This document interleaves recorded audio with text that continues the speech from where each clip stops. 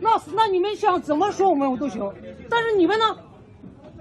今天就这样，明天还这样，对不对？500强就不讲理。我讲理的说500强了，是不是？不是你们三星的企业就让你们这样表现的吗？你们怀疑我们员工也罢了，还怀疑我们中国警察呢？你们把三星公司脸都丢尽了，怀疑中国政府呢？丢人！今天个政府不管了，明天个政府不管了。我们的警察同志出面了，你们也不说话。我们中国警察就在这里维护你们几个人吗？你们三星也是民族企业，你们的民族企业就这样的吗？你们民族企业的文化就这样吗？啊？ 안녕하세요. 김성순입니다. 중국 경제 위기 7번째 시간입니다. 지난 9월 9일부터 계속해서 중국의 저장성 닝보시 삼성중공업 사업장에서 중국 직원들이 농성을 벌이면서 회사에 대해서 배상을 요구하고 있습니다. 삼성중공업의 삼성 영파법인이 결국 중국의 경영 리스크와 시장 악화 조건들을 견디지 못하고 폐업과 철수를 결정했기 때문인데요. 시진핑 2기에 들어서면서 특히 최근 몇 년간 시진핑과 시자진 파벌들의 강경정책으로 경영 환경이 극도로 나빠졌고 중국 경제가 발전하면서 자연스럽게 인건비 상승과 원가 부담 역시 급속도로 높아지면서 결국은 백기를 들게 된 것입니다. 문제는 삼성중공업뿐만 아니라 한국의 삼성전자, 삼성전기, 현대자동차, SK그룹, LG그룹 등의 대기업들은 물론이고 다롄에서 30년간 모터를 생산하던 일본의 도시바를 포함하여 글로벌 기업들의 탈중국화 현상이 이제는 차이나 엑소더스의 열기로 번지면서 탈중국 러쉬가 이루어지고 있기 때문입니다. 사드 파동으로 호되게 당한 롯데그룹은 이제는 아예 중국 쪽은 쳐다보지도 않는다는 입장을 밝히고 있습니다. 거대한 중국 시장을 보고 차이나 드림을 꿈꾸었던 글로벌 대기업들은 시진핑과 그 강경파들의 독선에 의해 이제 대기업의 무덤이 되고 있는 차이나 시장에서 철수를 결정하고 있고 아직 고민에 빠져있는 기업들도 철수에 대해 심각하게 고민하고 있는 분위기입니다. 글로벌 대기업들은 이제 마지막 사투를 벌여야 합니다.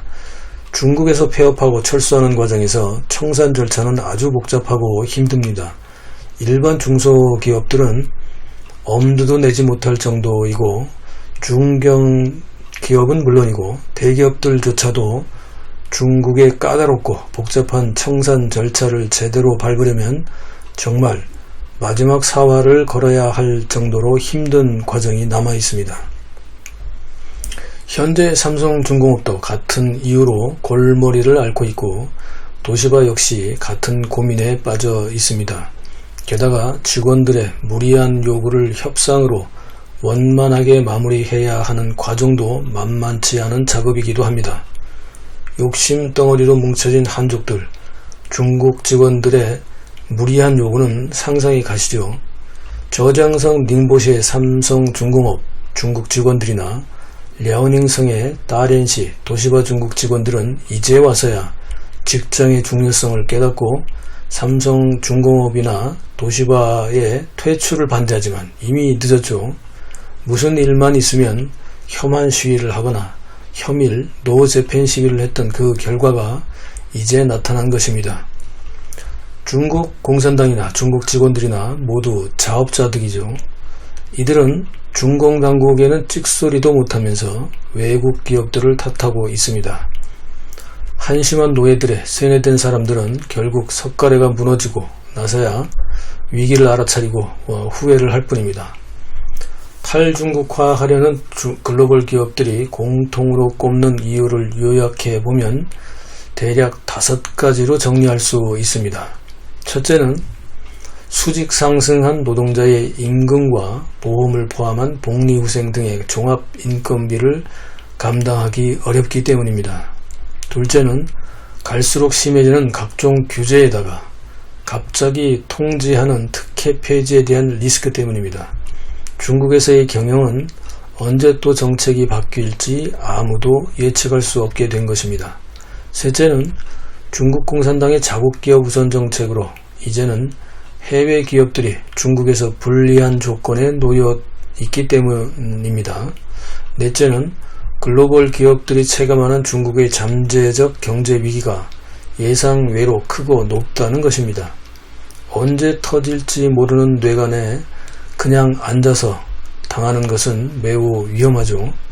마지막으로 다섯째 이유는 특히 제가 볼 때는 시진핑 리스크입니다. 시진핑과 강경파들의 극좌 클릭 정치 노선은 앞으로 중국 시장에서 가장 큰 변수이자 악재가 될 것이기 때문입니다. 시진핑이 3년임에 성공한다고 해도 이미 극좌 클릭으로 돌아서서 시장 경제를 옥죄는 정책은 더욱 강화될 것이기 때문입니다. 종합하자면 중국 정치의 불안정성으로 정치가 갑작스럽게 어떻게 경제 분야를 휘두를지 아무도 예측할 수 없는 불확실한 상황에 놓이게 된 것입니다. 게다가 중국의 경제 발전은 이미 조정기에 들어갔다고 볼 수 있습니다. 이미 체질 개선이 필요하고 글로벌 생산대국의 지위도 상실되고 있으며 제조대국으로서의 발돋움은 미국의 압박과 제재로 시도조차 막히고 있습니다. 결국 값싼 원가 경쟁력으로 G2의 지위에 오를 정도로 규모의 경제는 키웠지만 실속 없는 성장에 불과한 중국 경제는 이제 위기를 맞고 있습니다. 중국 내수는 지지부진하고 내수 시장은 선순환은커녕 번화가에 휘황찬란하던 상가들이 거의 텅텅 비어가고 있을 정도입니다. 도시바는 중국 투자 30년 만에 중국의 24개 도시에 있는 33개의 공장과 연구소를 모두 올해 12월 말까지 폐업하고 철수해서 사업장을 모두 일본으로 옮기는 것으로 결정했다는 소식입니다. 도시바뿐만이 아니라 일본의 대표적인 기업들인 산요, 히다치, 파이오니어, 파나소닉, 샤프 등의 기업들도 대거 철수하고 있습니다.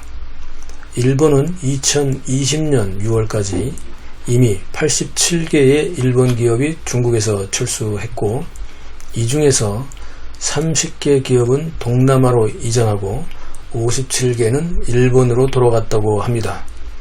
2020년 7월에 2차 탈중국 신청을 한 일본 기업은 총 1670곳이고 지금 단계적으로 철수하고 있습니다. 삼성그룹도 이미 전 계열사의 중국 공장이 계속해서 중국을 떠나고 있습니다. 인터넷이나 시위를 통해 해외 기업들은 모두 중국을 떠나라고 외치던 시진핑의 공산당, 애당주의, 민족주의, 신홍위병들은 연이은 글로벌 대기업들의 철수에 망연자실을 하고 있습니다. 구호로만 느끼며 뿌듯했던 허구의 중국몽과 냉엄한 실직의 현실은 얼음장보다도 더 차갑고 고통스럽죠. 중국 사회의 고발은 계속됩니다. 구독, 알람, 좋아요 눌러주시고요. 감사합니다.